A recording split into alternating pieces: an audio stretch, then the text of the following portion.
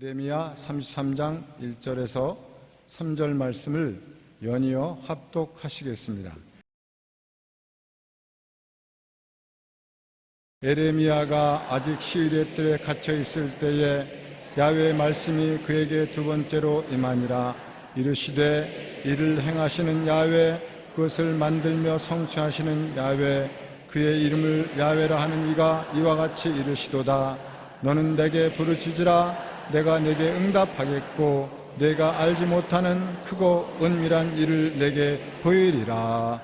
아멘.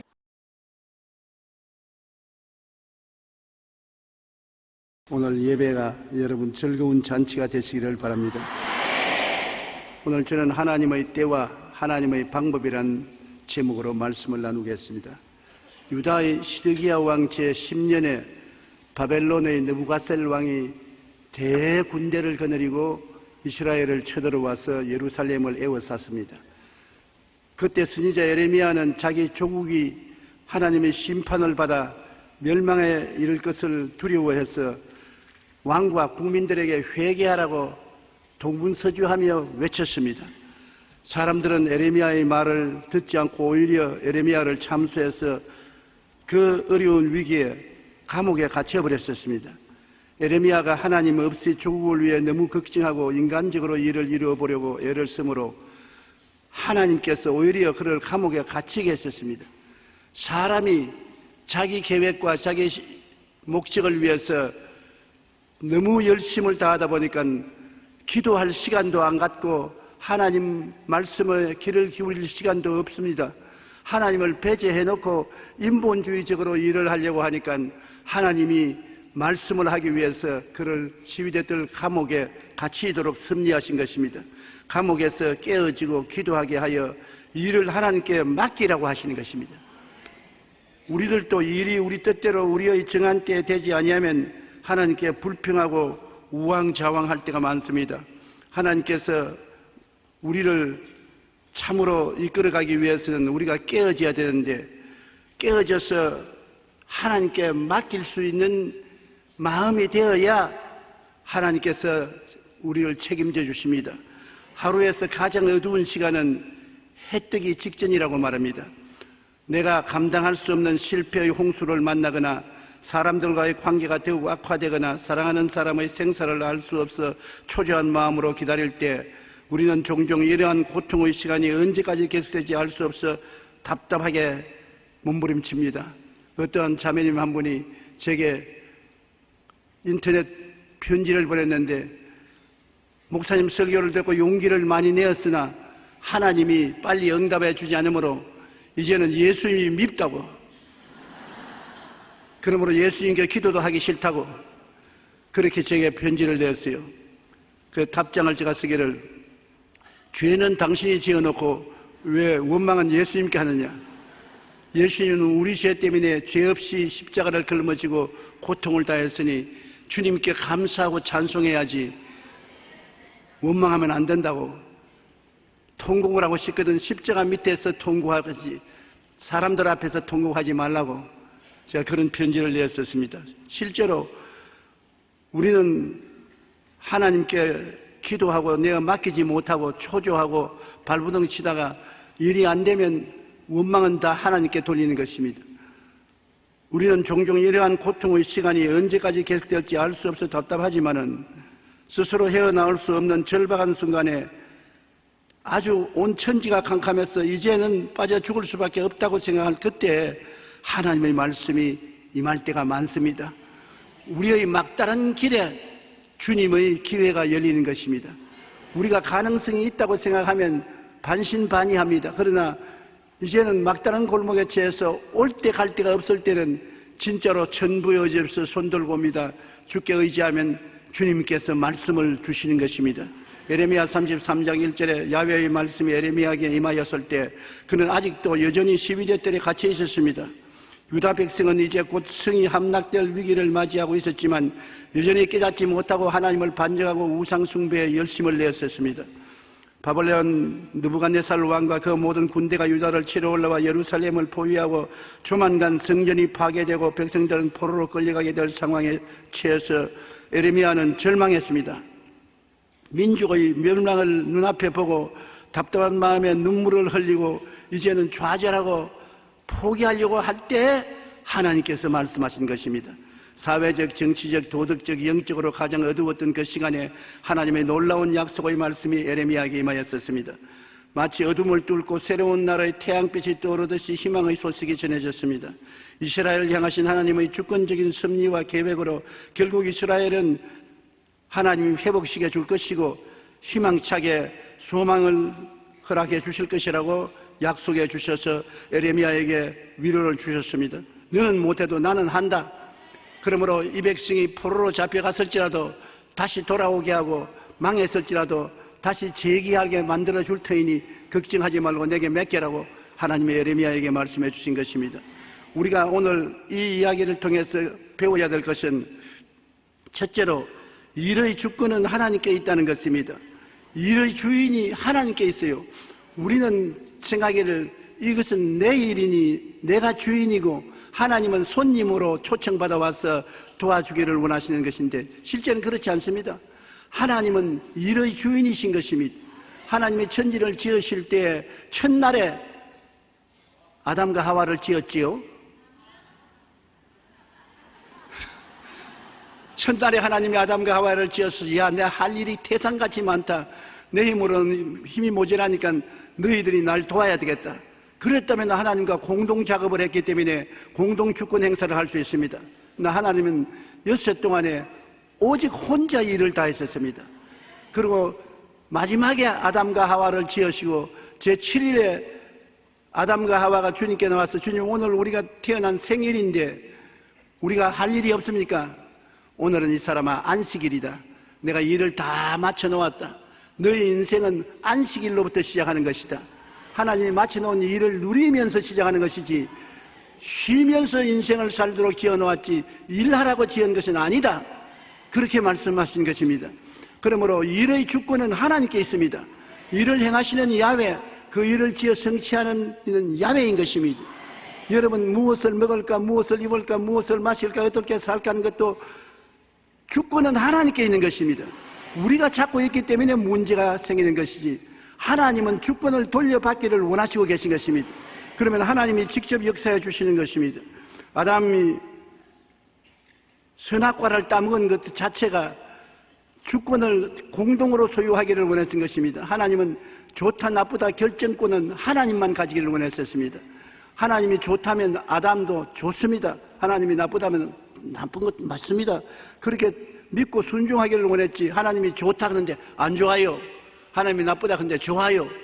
주권을 동등하게 가지고 하나님과 경쟁하기를 원치 않았었습니다. 그런데 아담과 하와는 마귀의 꾀임을 받아 하나님과 동등되기를 원했어서 선악과를 따먹고 하나님과 주권을 나누기를 원해서 하나님께로부터 버림을 받은 것입니다.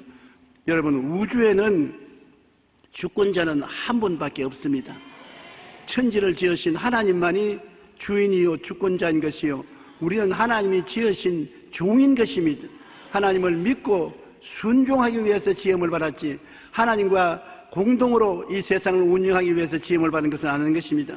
하나님이 사람을 사용하는 조건 중 제일 중요한 것이 주권을 포기하는 것입니다. 하나님에 대한 절대 순종과 믿음만 가지고 있지 자기 주권을 주장하는 것을 포기해야 되는 것입니다. 내가 나의 지혜와 총명과 모략과 재능과 지식으로 일을 해보겠습니다. 안 되면 하나님께 부탁을 하겠습니다. 그러므로 나에게 맡겨 놓으십시오. 이렇게 되면 하나님은 일을 할 수가 없는 것입니다. 무조건 하고 하나님께 내어 맡겨버리는 하나님께 내어 맡겼다가 안 되면 어떻게 하노? 안 되면 망하더라도 하나님께 맡기는 것입니다. 맡겨놓고 죽는 것이 내가 차지해서 사는 것보다 나은 것입니다. 왜냐하면 하나님 앞에는 죽더라도 하나님은 부활시켜 주기 때문인 것입니다. 하나님께서 모세를 부르실 때도 가장 중요한 것이 모세의 주권을 포기하기를 원한 것입니다. 행위의 자주권을 포기하기를 원하신 것입니다. 모세가 40년 동안 미디안 광야에서 목동으로 지냈었습니다. 나이 80이 되어 양떼를 거느리고 산비탈을 지나가는데 가시능굴에 불이 확 붙었습니다. 사막에는 해위가 비치기 때문에 종종 가시능굴에 불이 납니다. 근데 이번엔 가시능굴에 불이 붙었는데 사라지지 않습니다. 타지 않습니다. 하도 이상해서 가보니까 하나님이 가시능굴 가운데서 나타난 것입니다. 왜 구태여 나무가 좋은 나무 많은데 가시능굴에 나타나냐? 그건 의미가 많아요. 모세가 자기 인생이 가시능굴같이 버림받은 인생이라고 생각하는 것입니다. 그런데 가시능굴에 하나님이 불꽃같이 나타나는 것은 내가 버림받은 인생이라고 생각하지만 나는 너희 속에 나타날 수 있다는 것을 보여해 주기 위해서 나타난 것입니다. 모세야 모세야 부르기에 제가 여기 있나이다. 너가 쓴 곳은 거룩하니 너 발에 신발을 벗어라. 너가 쓴 곳은 거룩하다. 하나님이 계신 곳이므로 하나님 앞에 너의 주권을 벗어라. 신발을 벗지 않으면 하나님과 관계가 없습니다. 그러나 모세가 신발을 벗어서 하나님 앞에 내놓았었습니다. 내 주권을 포기합니다. 그러니까 하나님께서 내가 너를 택해서 너를 이스라엘 백성을 구원하기 위해서 애굽으로 보내겠다. 하나님, 나 같은 인생이 무엇을 합니까? 나는 못합니다. 그러나 이제 주권을 하나님께 양도했으니까 하나님께서는 모세를 책임져 주겠다는 것입니다. 하나님께서는 내가 반드시 너와 함께 있으리라. 내가 그 백성을 애굽에서 인도하여 낸 후에 너희가 이 산에서 하나님을 섬기리니 이것이 내가 너를 보낸 증거라고 말한 것입니다. 모세는 자기가 아무것도 아닌 인생이라는 것을 깨닫고 가시 같은 인생이라는 걸 깨닫고 양도했습니다. 내가 누구에게 바로에게 가며 이스라엘 자손에게 애굽에서 인도하여 내리니까 그가 양보하시는 하나님은 내가 책임지마. 네가 내 앞에서 신발을 벗어서 내가 맡긴 이상 내 주권을 내게 맡긴 이상 내가 책임지마. 내가 너를 붙들어서 사용하마. 이것이 중요한 것입니다. 이스라엘 나라에서는 신을 벗어서 던지는 것은 내 권리를 양도한다는 것입니다. 내 권리를 당신에게 다 내맡깁니다. 모세가 자기의 선악의 권리를 양도하고 인생의 사는 권리를 주님께 양도한 이상은 하나님이 인수인계해서 책임지시는 것입니다. 오늘날 또 하나님께서 여러분에게 나타나실 때 제일 먼저 요구하는 것이 무엇이겠습니까? 내 신발을 벗으라는 것입니다. 내 삶의 주권을 내게 내어 맡겨라. 수고하고 무거운 짐진 자들아 다 내게로 오라. 내게 너를 쉬게 하리라. 너 짐을 내게 맡겨라. 너의 삶을 내게 맡겨라. 그러면 내가 책임져 주마. 그런데 좀처럼 맡기지 않습니다. 쉽게 기도문에 들어가서 주여 내 일생을 다 맡깁니다. 고함을 쳐놓고 난 다음 나올 때는 다음에 또 와서 맡기겠으니 도로 주십시오. 다 주시면 주워 담아서 오기 때문에 그게 문제입니다. 완전히 맡기면 하나님이 책임져 주십니다. 혹시 책임 안 지면 어떨 것이냐? 망하여져요. 망해도 걱정할 거 없는 것은 하나님은 망한 자를 다시 일으켜 세울 수 있는 주권이 있기 때문에 일으켜 세워주시는 것입니다. 여기에서 아브라함은 특출합니다. 너 독자 외아들을 모리아산에 제물로 드리라고 말 때 그 아들을 데리고 가서 장작불 위에 얹고 각을 떼서 하나님께 제물로 드리려고 달라들었었습니다. 어떻게 그렇게 했냐? 죽여놓아도 도로 살릴 것을 믿었기 때문인 것입니다. 사람이 아니라 하나님께 바치는 것이므로 하나님은 무소불능하시므로 죽여놓아도 살릴 것을 믿고서 그 아들을 제물로 바치려고 한 것입니다. 그만큼 아브라함은 하나님을 믿고 순종하고 자기 일생을 내어 맡긴 자인 것입니다. 그렇기 때문에 아브라함은 하나님께서 내가 너를 책임지고 복주고 복주며 번창케 하고 번창케 하리라고 말씀하신 것입니다. 모세의 후계자인 여호수아가 이스라엘 백성을 거느리고 가나안 땅에 들어가기 위해서 여리고 평지에 왔었을 때도 하나님의 군대 장관이 그 앞에 와서 칼을 빼들었었습니다. 당신은 누구 편입니까? 적군 편입니까? 우리 편입니까? 아니야, 나는 누구 편들러 온 것은 아니다. 하나님의 군대 장관으로 너에게 왔다. 네가 쓴 곳은 거룩하니 신발을 벗어라. 네가 있는 곳은 하나님 주권이 임하여 있는 곳이니 신발을 벗어라. 네 직권을 내게 넘겨라.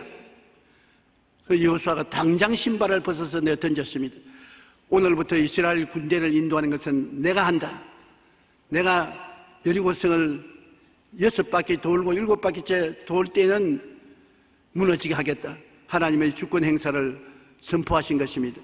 여호수아도 자기 힘으로 여리고를 점령하려면 희생이 많았겠지만 하나님의 군대 장관이 여호수아가 신발을 벗어 내 던짐으로 주권을 인수인계받아서 책임지고 이스라엘을 여리고성에 들어갈 수 있도록 함락시킨 것입니다. 여러분, 그러므로 하나님 앞에서 우리가 주권을 양도한다는 것은 굉장히 중요한 것입니다. 어느 직물 공장의 공장장이 여직원들을 불러 모아놓고 훈시를 했습니다. 직물의 기계가 돌아갈 때 실밥이 엉키거든 즉시 내게 보고하라. 너가 그 고치려고 하지 말고 너의 기술로는 못 고치니까 내게 보고하라. 그랬습니다. 그런데 한 여직공이 야간 일을 하다가 깜빡 졸았습니다. 정신을 차려보니까 실밥이 막 여기저기 엉켜서 엉망진창이 되어 있습니다. 그래서 복종을 하고서 보고를 해야 될 것인데 자기 힘으로 실타래를 바로 잡겠다고 이 실을 뜯어내고 저 실을 뜯어내고 이런 한참 만에만 실이 대상같이 쌓였었습니다. 기계가 몇 대가 엉켜서 안 돌아갑니다. 그때야 겁이 나서 공장장에게 연락을 했습니다. 공장장님 빨리 와주십시오. 실이 얽혔습니다. 공장장이 와보니 기가 막힙니다. 실을 뜯어내가지고 태산처럼 쌓아놓고 공장 기계는 안 돌아가고 벌벌 떨고 있습니다. 그러니 공장장이 화를 냈습니다. 실이 엉키면 내게 먼저 보고하라고 했는데 뭘 했느냐? 나는 최선을 다해서 실을 풀어보려고 애를 쓰는데 그만 이렇게 됐는데 왜 그렇게 화를 냅니까? 네가 화를 내서 이만큼 손해를 회사에 끼쳤으니 그렇지 않느냐? 내가 보고하라면 보고해야지 너 힘으로는 못한다고 했지 않느냐? 공장장이 정신을 차리고 다음에 실이 엉키거든 당장 내게 보고하라. 그리고 공장장이 손을 대니까 몇 군데 손을 대니까 실이 다 엉킨 것이 풀려지고 기계가 확확 잘 돌아갑니다. 공장장은 기술자인 것입니다. 이 이야기를 읽고 제가 느낀 것이 있습니다. 우리 인생의 실타래가 이리저리 휘감기고 우리 인생의 길이 막막하게 될 때 우리는 공장장 대신 예수님을 불러야 되는 것입니다.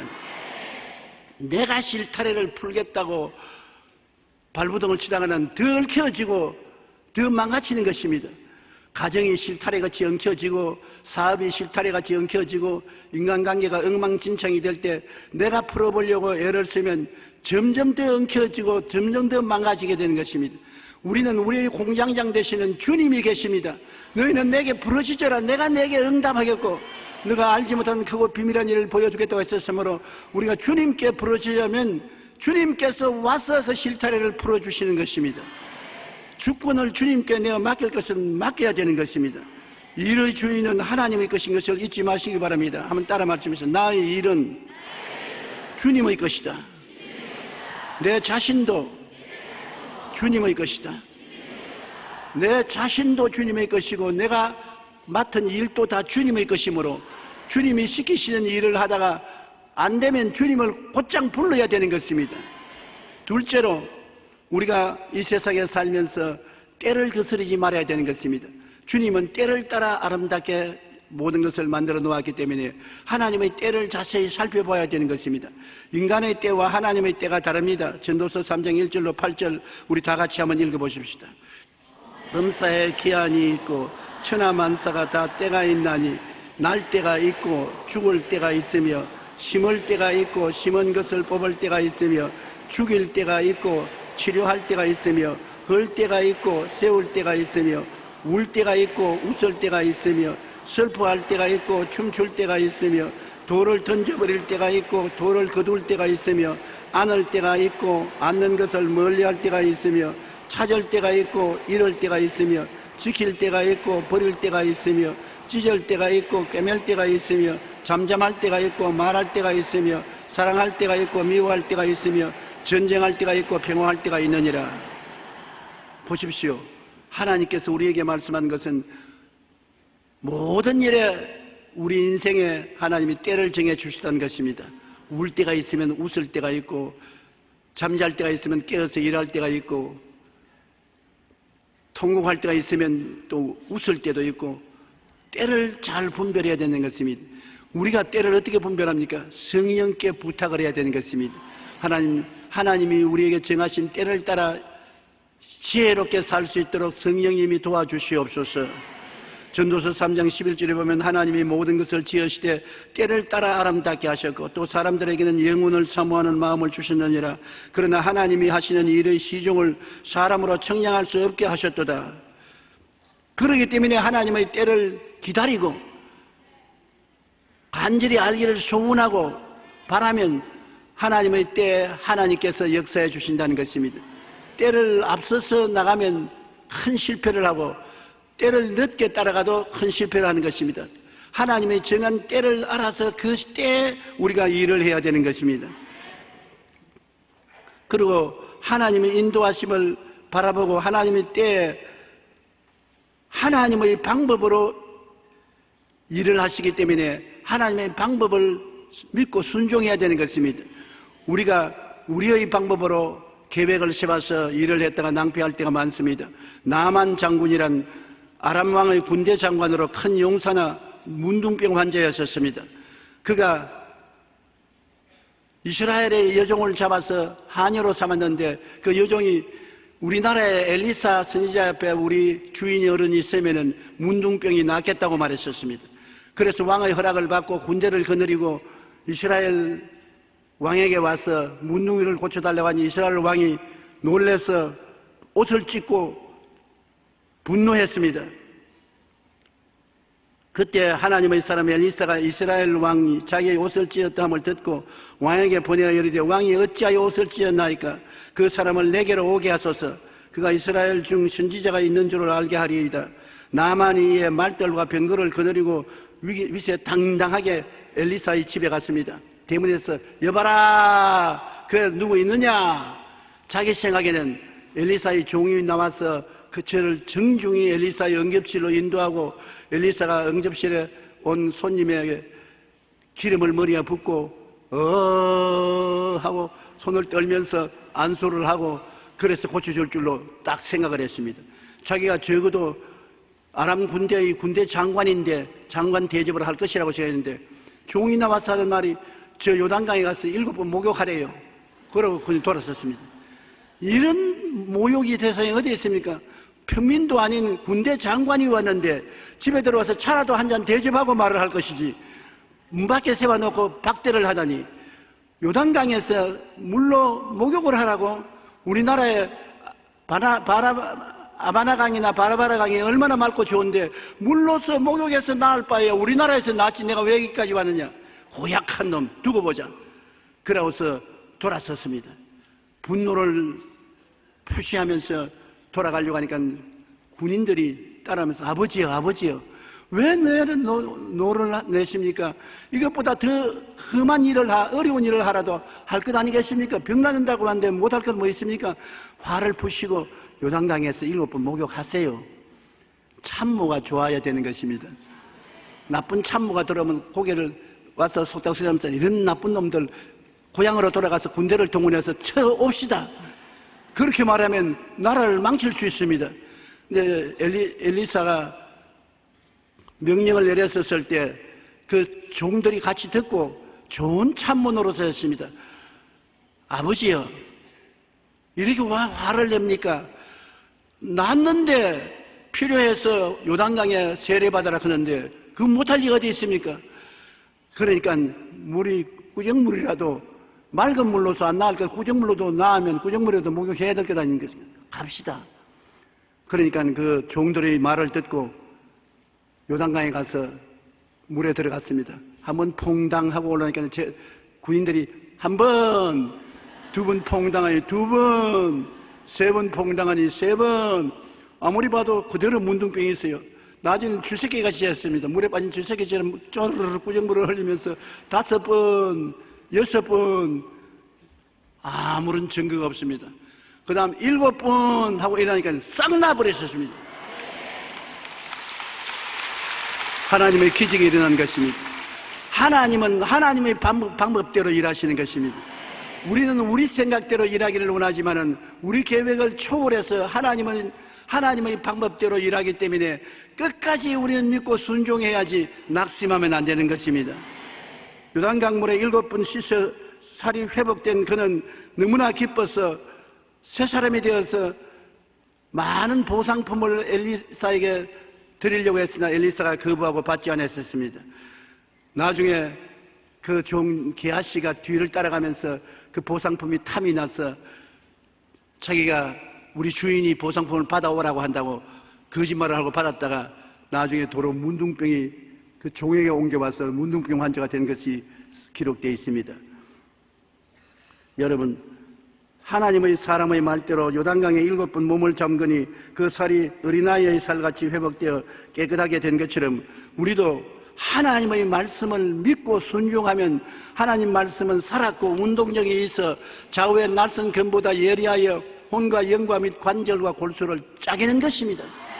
하나님의 말씀은 창조적인 역사를 베풀어 주시는 것입니다. 하나님께서 태초에 말씀하심에 성령께서 말씀대로 창조를 이루신 것이 오늘날도 그와 같이 역사하는 것입니다. 예레미야 29장 10절로 13절에 보면은 야훼의 말씀이니라 너희를 향한 나의 생각을 내가 아나니 평안이요 재앙이 아니니라 너희에게 미래와 희망을 주는 것이니라 너희가 내게 부르짖으며 내게 와서 기도하면 내가 너희들의 기도를 들을 것이요 너희가 온 마음으로 나를 구하면 나를 찾을 것이요 나를 만나리라고 말씀한 것입니다. 우리 하나님은 우리에게 평안을 주는 것이지 재앙을 주기를 원치 않습니다.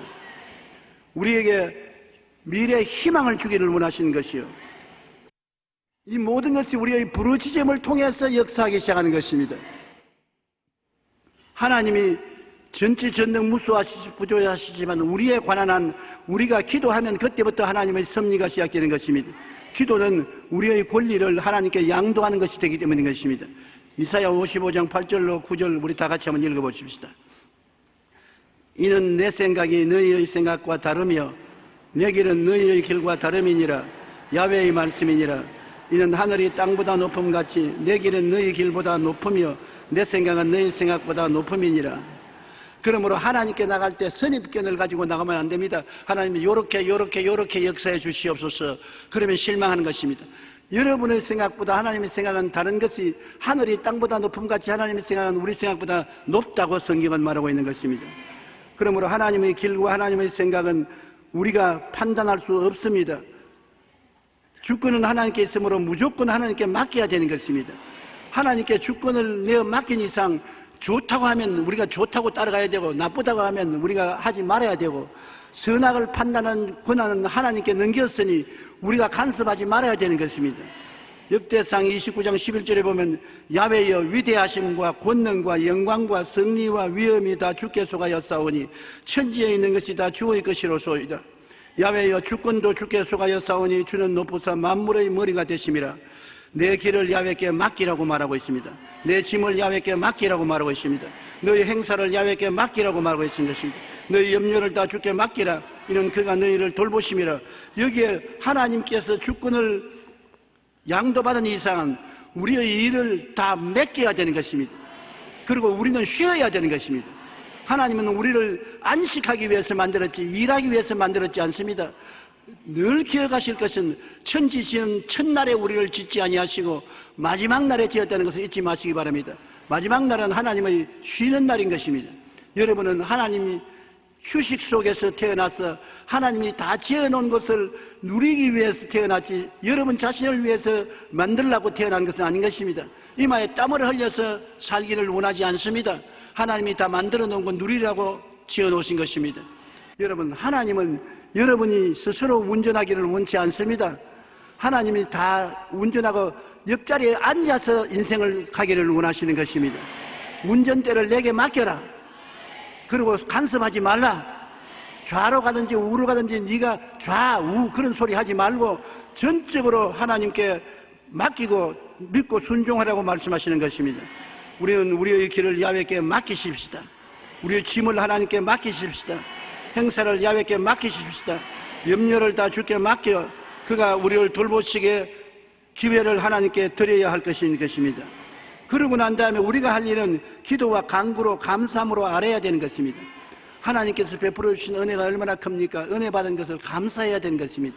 사람이 감사로 제사를 드니까 나를 영화롭게 한다고 하는 것처럼 무엇을 해주었는데 감사는 말 안 하면 속으로 다시 해주는가 보아 그렇게 말하는 것입니다. 고맙다고 말하면 영화로움을 느낍니다. 또 해줘야지. 고맙다는 말이 큰 향기가 되어서 인생을 영화롭게 만들어주는 것입니다. 그러므로 하나님께 감사하면 하나님이 영화로움을 느끼시는 것입니다. 하나님이 기쁘요, 기분이 좋아요. 그러므로 더 해줘야 되겠다고 생각하는 것입니다. 감사하고 하나님께 찬미한 것 꼭 잊지 말아야 되는 것입니다. 뭐 하나님 우리에게 꼭 감사받아야 되느냐? 하나님 감사받음으로 하나님께 다른 이익이 있는 것이 아닙니다. 향기로움을 맡으시는 것입니다. 하나님이 우리의 감사를 통해서 향기로움을 맡고 기뻐지는 것입니다. 기분이 좋아지는 것입니다. 좋은 기분에 더 좋아지니까 여러분 하나님께 감사하시기 바랍니다. 구원하고 감사하고는 깊은 연관성이 있습니다. 구원의 성벽에 들어가는 문이 감사인 것입니다. 감사를 하면 하나님이 구원으로 이끌어주는 것입니다. 빌립보서 4장 6절로 7절에 아무것도 염려하지 말고 다만 모든 일에 기도와 간구로 너희 구할 것을 감사함으로 하나님께 아뢰라. 그리하면 모든 지각에 뛰어난 하나님의 평강이 그리스도 예수 안에서 너희 마음과 생각을 지키시리라. 모든 일에 기도와 간구로 너희 구할 것을 감사함으로 하나님께 아뢰라고 말한 것입니다. 하나님은 모든 것 다 책임져 주시는 것입니다. 너희 머리털 하나까지 세심바 되었다고 말한 것입니다. 그러므로 여러분께서 아침에 세수하고 난 다음 빗질하다가 머리털 몇 개 빠지면 여러분도 헤아릴 수 없는데 하나님은 2개 빠졌다, 3개 빠졌다 헤아리고 계신다 그런 것입니다. 장난으로 그런 말 한 것이 아닙니다. 그만큼 관심을 가지고 계신 것입니다. 마태복음 6장 31절로 33절에 그러므로 염려하여 이르기를 무엇을 먹을까, 무엇을 마실까, 무엇을 입을까 하지 말라. 명령입니다. 이는 다 이방인들이 구하는 것이라. 너희 하늘 아버지께서의 모든 것이 너희에게 있어야 할 줄을 아시느니라. 그런즉 너희는 먼저 그의 나라와 그 의를 구하라. 그리하면 이 모든 것을 너희에게 더하시리라. 하나님의 나라는 아버지 하나님을 섬기는 것이고 그 의는 예수가 그 의인 것입니다. 예수를 믿고 아버지를 섬기면 하나님이 책임져 주겠다는 것입니다. 명령입니다. 염려하지 말라. 왜 내게 몇 개 놓고 난다면 왜 염려하냐? 그건 나에게 는 불신앙 아니냐? 몇 개 나왔으면 안심하라. 예수 안 믿는 이방인들은 하나님께로부터 주권을 자기가 빼앗아서 자기 마음대로 하기 때문에 하나님이 간섭 안 하시지만은 예수 믿는 너희는 내게 다 몇 개 놓은 것이므로 내가 맡아서 책임져 줄 테니까 걱정하지 말라는 것입니다. 우리는 이 말을 그냥 귓등으로 듣지 말고 철저히 우리 생활 속에 시행해야 되겠습니다. 사람들이 내게 와서 이런 질문을 합니다. 하나님 아버지께서 왜 원수 갚는 것이 내게 있으니 내가 갚으라 해서 하나님께 맡기는데 원수를 안 갚아줍니까? 아무리 기다려도 원수를 안 갚아주면서 원수 갚는 것이 내게 있으니 내가 갚으라.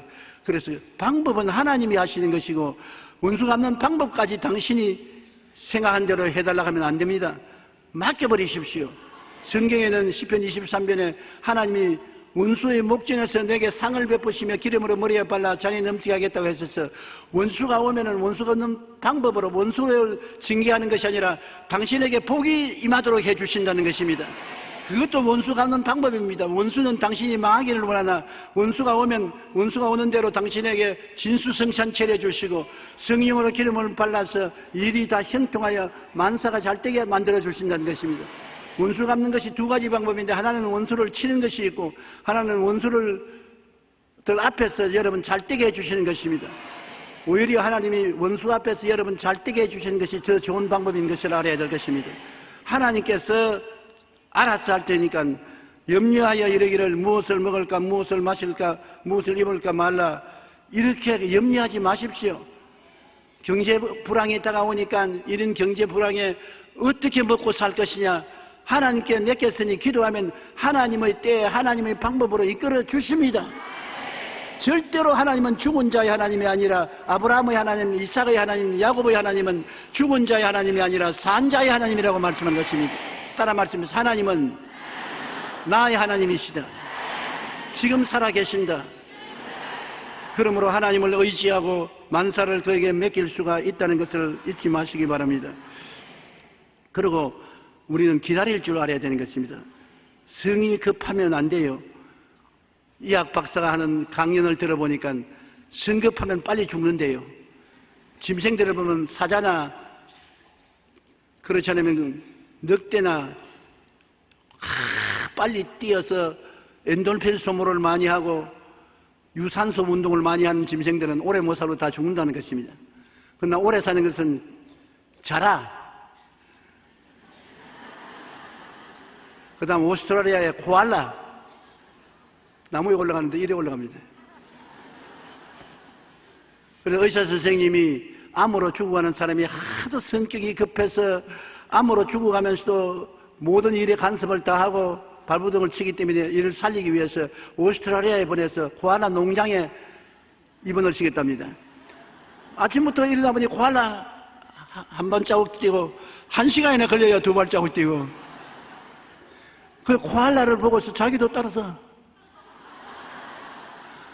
그러다가 마음의 평안을 얻고 암을 정복하고 나아서 왔다는 이야기를 했었습니다. 여러분, 하나님은 앞서 뛰기를 원치 않습니다. 하나님보다 빨리 경주하면 하나님이 따라오지 못합니다. 하나님은 절대로 급하지 않습니다. 하나님은 천천히 일하시나 만유를 지으시고 만물을 다스리는 것입니다. 그러므로 믿고 기다릴 줄 알아야 되는 것입니다. 믿었으면 기다려야 돼요. 1달도 2달도 1년도 2년도 기다려야 돼요. 아브라함이 75세 아들 달라고 기도하고 난 다음 응답받고도 85세 10년을 기다려도 아들을 못 받았었습니다. 나중에는 100살까지 기다렸었습니다. 기다리니까 하나님의 아들을 주신 것입니다. 히브리서 11장 6절에 믿음이 없이는 하나님을 기쁘시게 하지 못하나니 하나님께 나아가는 자는 반드시 그가 계신 것과 또한 그가 자기를 찾는 자들에게 상준이심을 믿어야 할지니라. 반드시 계시고 반드시 상을 주실 터이니까 마음의 인내력을 가지고 기다리라는 것입니다. 여기에 하나님 말씀을 잊지 마십시오. 그가 반드시 계시고 반드시 응답해 주시는 하나님이라고 말하고 있는 것입니다. 에레미야 애가 3장 24절로 26절에 내 심령에 이르기를 야훼는 나의 기업이시니 그러므로 내가 그를 바라리라 하도다. 기다리는 자에게 구하는 영혼들에게 야훼는 선하시도다. 사람이 야훼의 구원을 바라고 잠잠히 기다림이 좋도다. 참 좋은 말씀입니다. 우리 다 같이 한번 읽어보십시다. 내 심령에 이르기를 야훼는 나의 기업이시니 그러므로 내가 그를 바라리라 하도다. 기다리는 자에게 구하는 영혼들에게 야훼는 선하시도다. 사람이 야훼의 구원을 바라고 잠잠히 기다림이 좋도다. 하나님은 기다리는 자를 낙심시키지 않습니다.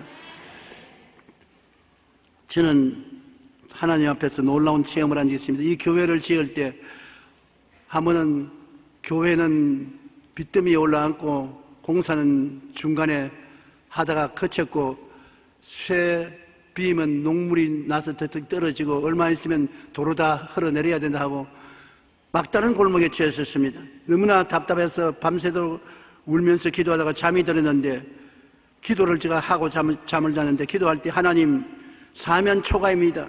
진퇴유국입니다. 속수무책입니다. 갈 길이 없습니다. 주여 나는 어디로 가야 되겠습니까? 하나님 도와주소서. 정말로 동서남북을 바라봐도 갈 데가 없습니다. 피할 곳이 없어요. 그래서 울고 기도하다가 꼬꾸라져 잠이 들었는데 꿈에도 엘리베이터를 타는데 엘리베이터 문이 철썩 닫히더니 고장이 나서 들어가지도 나가지도 못하는 일. 하나님이여 교회도 못 짓고 절단인데 엘리베이터까지 고장이 나가지고서 이제 가도 오도 못하니 어떻게 합니까? 그러니까 예수님이 엘리베이터 안에 탁 나타나요. 꿈에. 아니 내가 곧 길이요 진리요 생명이다. 너는 다른 데 보고서 부르짖지 말고 나를 통해서 가라. 그래서 꿈에 그 엘리베이터 안에 예수님을 안고서 나가니까 문이 확 열리면서 밖으로 나왔어요. 그래서 꿈에서 깨어나서 예수님이 책임져 주겠다는 것이구나. 그래서 염려를 주께 맡기고 주님께 책임져 지어달라고 한 결과에 이 교회가 지어진 것입니다.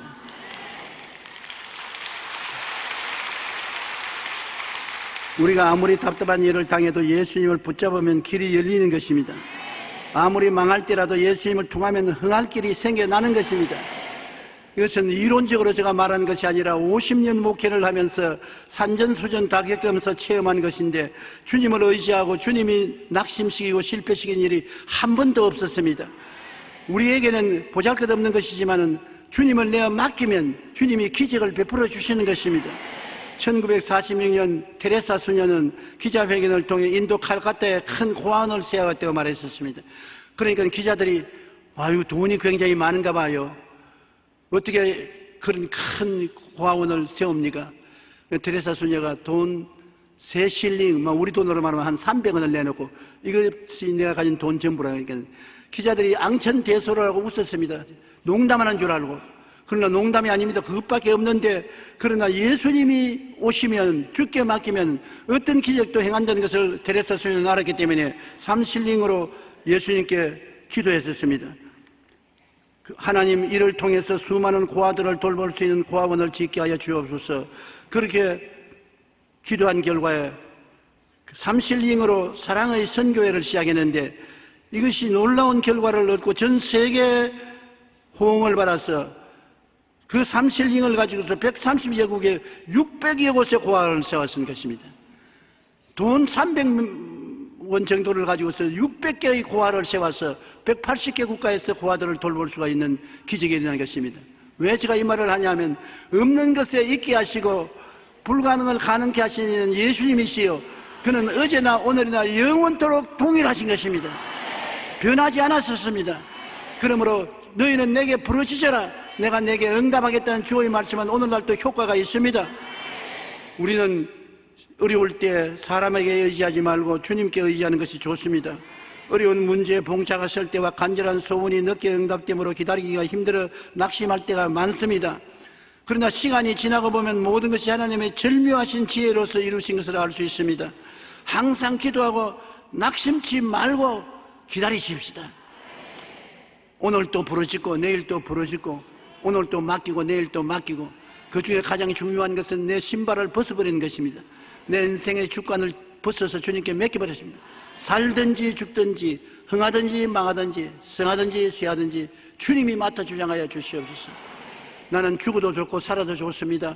주님께서 맡아 주장하여 주시옵소서. 그러면 주님께서 책임져 주시는 것입니다. 내가 살겠다고 막 발부둥을 치고 몸부림을 치고 주님께 원망하고 불평하고 탄식하면 주님께서 끝까지 발부둥을 쳐라, 내가 기진맥진할 때까지 기다리마. 에레미야가 바로 그것이었습니다. 주님께 맡겼으면 주님께서 능력으로 왕과 백성들을 회개시키고 변화시킬 수 있는 길을 보여주실 것인데, 에레미야가 애국적인 심정으로 너무 마음이 괴롭기 때문에 기도도 하지 아니하고 주님을 찾지 아니하고 인간적인 힘에 의지해서 발부둥치고 몸부림치고 애를 쓰기 때문에 주님께서 답답하셨습니다. 네가 너무 네가 힘으로 하려고 하기 때문에 내가 들어갈 곳이 없다.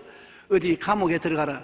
하나님이 섭리하사 시위대들 감옥에 들어가서 옴짝달싹을 못하게 했었습니다. 할 일이 없이 감옥에 있으니까 비로소 깨어지고 회개하고 부르짖고 주님께 내어 맡기고, 그러니까 주님께서 그때야 에레미야에게 말했습니다. 일을 행하는 이는 야훼시다. 그 일을 지어 성취하는 야훼시다. 네가 아니고 야훼가 한다. 네가 할 일은 뭐냐? 내게 부르짖어라. 내가 내게 응답하겠고 크고 비밀한 일을 내게 보여주리라. 크고 비밀한 일은 내가 하는 것이니까 내가 너에게 보여주겠다. 우리 일도 한 가지인 것입니다. 우리가 발부둥을 치고 몸부림을 치면 주님이 들어와서 일할 데가 없습니다. 밀쳐나가서 쓸 곳이 없습니다. 우리가 깨어지고 회개하고 잠잠히 주님께 부르짖고 살든지 죽든지 흥하든지 망하든지 성하든지 쇠하든지 주여 책임져 주시옵소서. 주님께 맡기고 주를 앙망하면 주님께서 그래, 일은 내가 한다. 너 일은 내가 지어서 성취할 것이다. 그럼 나는 뭐 할까요? 너는 내게 부르짖어라. 그러면 내가 내게 응답하겠고 크고 비밀한 일을 내게 보여주리라. 하나님께서 우리를 위해서 예비한 모든 것을 눈으로 보지 못하고 귀로 듣지 못하고 마음으로도 깨닫지 못했던 것 같은 일, 그러나 성령이 이것을 우리에게 보여주셨으니 성령은 하나님의 깊은 것이라도 통달하시느니라. 우리가 주님께 기다리면 성령께서 우리에게 깨닫게 해주시는 것입니다. 여러분은 하나님의 사랑하는 아들, 딸들인 것입니다. 주님께서 여러분 노동을 시키려고 만들지 않으셨습니다. 노동은 주님이 하시고 여러분에는 안식을 주시려고 지으신 것입니다. 마음도 평안하고 삶도 평안하고 안식하기를 원하시는 것입니다. 그러므로 짐을 맡기십시오. 내 짐을 야훼께 맡겨라고 말한 것입니다. 그러면 주님께서 책임져 주시는 것입니다. 이스라엘 나라에 밭을 갈 때는 어미소 멍에 밑에 새끼소를 같이 넣어서 밭을 갑니다. 그래서 이를 하면 어미소가 멍에를 메고서 심줄을 내고 땀을 쩍쩍 흘리면서 끌어가면 새끼소는 옆에서 그냥 따라갑니다. 새끼소는 오해를 합니다. 엄마가 왜 이렇게 흑감을 떠느냐? 하나도 무겁지 않은데 나는 가벼운데 왜 엄마가 이렇게 애를 쓰느냐?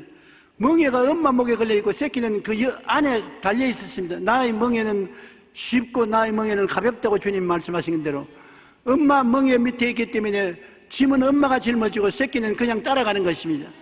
그것을 주님께서 제 아들에게 보여주면서 너 보았지? 바깥는 소리 수고하고 무거운 짐 인자들아 내게로 오라. 내 멍에 밀어내고 내게 배우라. 내 멍에 속에 들어넣으라. 그러면 너가 쉼을 얻으리니 내 멍에는 쉽고 내 짐은 가볍다. 주님은 십자가의 멍에를 걸머지고 여러분 십자가 멍에 밑에 들어오라고 말하는 것입니다. 내 짐을 십자가에 다 맡겨라. 짐은 내가 걸머지고 너는 그냥 따라만 오면 된다. 쉬고 즐기면서 따라오라. 행복하면서 따라오라고 말하는 것입니다. 하나님은 여러분이 기뻐하고 즐거워하고 평안하고 행복한 삶을 살고 주님께 감사와 찬양하기를 원하시고 이 사랑과 행복을 만인과 나누기를 원하시는 것입니다. 그러한 주의 뜻이 여러분에게 이루어지기를 주의 이름으로 축원합니다. 우리 다 같이 기도드리겠습니다. 하늘에 계신 우리 아버지여, 우리는 어려운 문제에 봉착할 때, 우리의 기도가 잘 응답되지 않을 때, 우리 생각대로 안 된다고 낙심하고 원망하고 탄식할 때가 많습니다. 우리 하나님 아버지께서는 하나님의 때가 있고 하나님의 계획이 있고 하나님 방법이 있사오니 우리를 하여금 직권을 하나님께 맡기라고 말하는 것입니다. 아버지 안에 맡길 수 있는 깨어진 마음과 믿는 마음과 기다리는 마음을 허락하여 주시옵소서. 예수님 이름으로 기도합니다. 아멘.